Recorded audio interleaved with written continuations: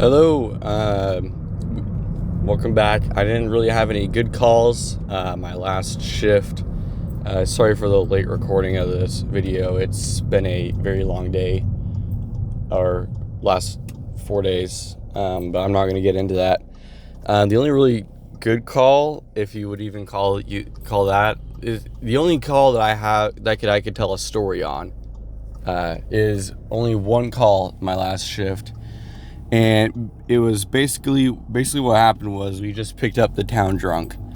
And so I don't know, I can't remember what the call was, like what we were called out for, but he was sitting next to one of those apartments. And we got a couple of apartments in our city, but he was sitting next to one of the apartment complexes, next to those like public bathroom areas, like that, like the public could go into.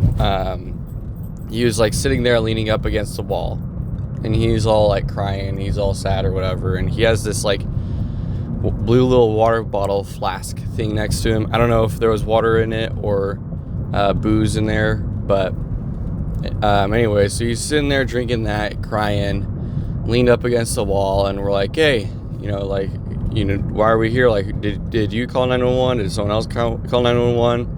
It turns out he doesn't know English at all. He's Spanish only, except for a couple of words.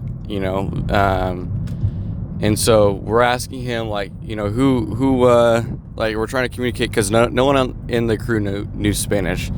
So we're trying to ask him, like, who called 911? Did you call 911 or did someone else call 911? We're getting mixed answers. Like, sometimes he's saying me, sometimes he's saying someone else. But so we just kind of skipped that. It's just whatever. And so, at least what we gathered from it is that both of his knees were hurting. He kept on like pointing to his knees and crying. And so we're like, okay.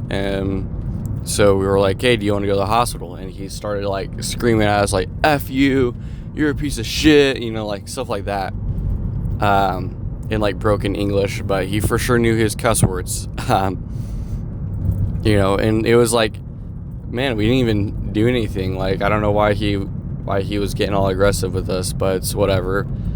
And so he's yelling at us, but we get him to calm down. And he clearly pissed himself. Like I could smell it. Like by the time, like just walking up to him, like I could smell the pee before I even talked to him. But he gets up and he's like, I got it. Like he's like, I need help up, but I need to go pee. Is basically what we got from it after. With his like broken English and us trying to figure out what he was wanting. So we stand him up, we help him stand up, and walk him over to that public bathroom, and he goes pees, and he's standing fine. Like he walks, he's drunk, but he walked okay. Like nothing that would like indicate like his knees were hurting. He was standing fine. He goes and pees or whatever, and then we go and take him to the hospital. I was just surprised, like, this is hot weather, like 110 degrees Fahrenheit outside, so I was surprised that he needed to pee again, because first of all, like, he already peed himself, so I don't know, just a weird call.